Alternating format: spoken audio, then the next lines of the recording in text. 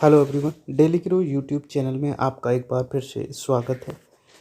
जैसा कि आपको पता ही है, निष्ठा प्रशिक्षण जो दीक्षा ऐप के माध्यम से जारी है और अभी तक 9 मॉड्यूल्स तक के लिंक भी जारी कर दिए गए हैं, जिनका प्रशिक्षण हम लोग ले रहे हैं।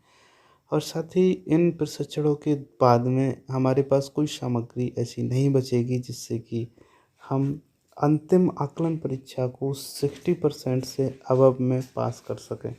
यदि आपके दिमाग में कुछ इन प्रशिक्षणों के दौरान जो भी आपने प्रशिक्षण प्राप्त किया वो रहता है तब तो अच्छा है, और नहीं रहता है तो आपके पास कोई लिखित सामग्री नहीं रह जाएगी। उसी को देखते हुए हमने इस मॉड्यूल 8 की, इससे पहले मॉड्यूल 7 की, मॉड्यूल 6 की भी डायरी बनाई है।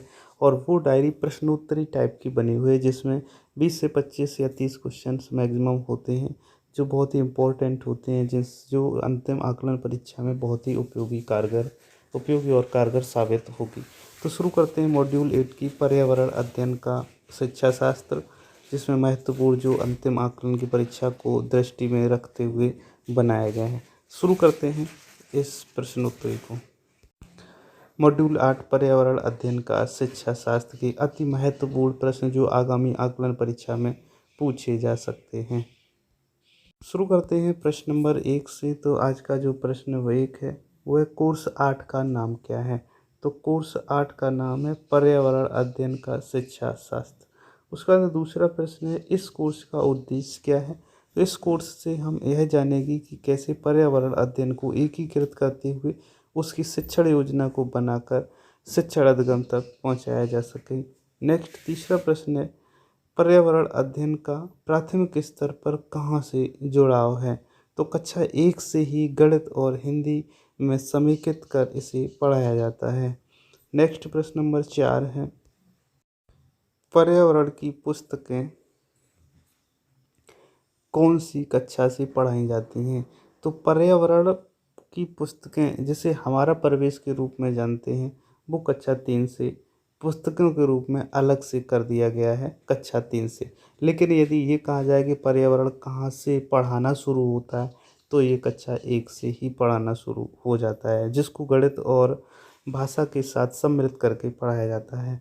नेक्स्ट प्रश्न है, ईवीएस फर्स्ट और सेकंड क्या है। तो ईवीएस फर्स्ट और सेकंड विज्ञान और सामाजिक विज्ञान को कहा जाता है। नेक्स्ट प्रश्न देखते हैं 6 नंबर, विज्ञान एवं सामाजिक विज्ञान विषयों को एकीकृत विषय का रूप कब दिया गया।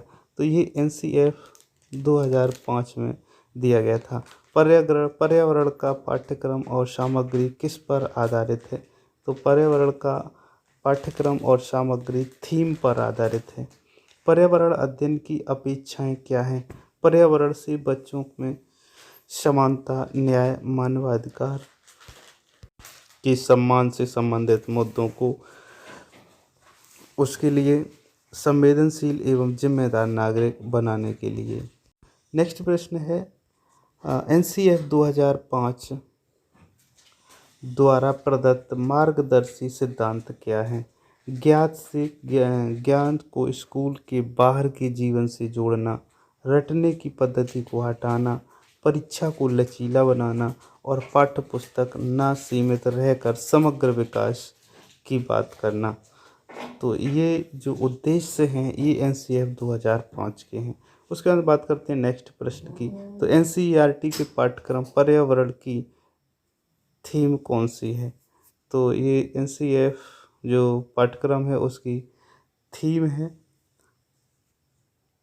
पर्यावरण और विषय, आवास, योग, भोजन, जल, व्यवसाय।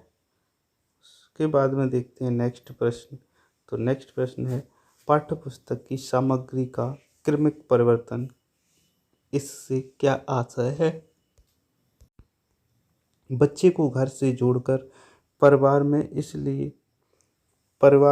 इस तरीके से पास पड़ोस तक ले जाना, फिर इसके इलाके व आगे के क्षेत्र तक का ज्ञान देना और अंत में विश्व स्तर पर समझ विकसित करना ही क्रमिक परिवर्तन है। पर्यावरण का क्या एकल विषय है या एकीकृत। पर्यावरण एक एकीकृत विषय है, क्योंकि इसमें गणित, भाषा, गणित, सामाजिक विज्ञान, जीव विज्ञान आदि अन्य विषयों का भी समीकरण होता है। नेक्स्ट है, कक्षा में किसी थीम पर बात करते हुए कैसे अधिगम प्रतिफल तक पहुंचना सही होगा। कक्षा में थीम से जुड़े आसान प्रश्न पूछकर या चर्चा करके पूर्व ज्ञान जाना जाए, फिर विचार करने को दिया जाए तथा फिर संसाधन व गतिविधि के द्वारा थीम की अवधारणा व प्रतिफल तक ले जाएं। सीखने की प्रक्रिया को कैसे सार्थक बनाएं। तो सीखने की प्रक्रिया को सार्थक बनाने के लिए सर्वप्रथम चर्चा करना, अवलोकन करना, व्यक्त करना, व्याख्या करना, वर्गीकृत करना और उसका संप्रेषण करना, प्रयोग करना, अनुमान लगाकर बनाया जा सकता है। पर्यावरण अध्ययन के शिक्षण की कार्य नीतियाँ क्या क्या हैं। पर्यावरण शिक्षण की कार्य नीतियाँ परियोजनाएं बनाना, परिचर्चा करना, प्रयोग करना या अन्वेषण करना, इन्वेस्टिगेशन जिसे कहते हैं, सर्वेक्षण या व साक्षात्कार करना और अनुभव साझा करना, भूमिका निर्वहन करना, क्षेत्र भ्रमण करना, ये सभी बिंदु पर्यावरण अध्ययन के शिक्षण की कार्य नीतियों के अंतर्गत आते हैं। नेक्स्ट है, पर्यावरण शिक्षण अधिगम के संसाधनों के नाम बताओ।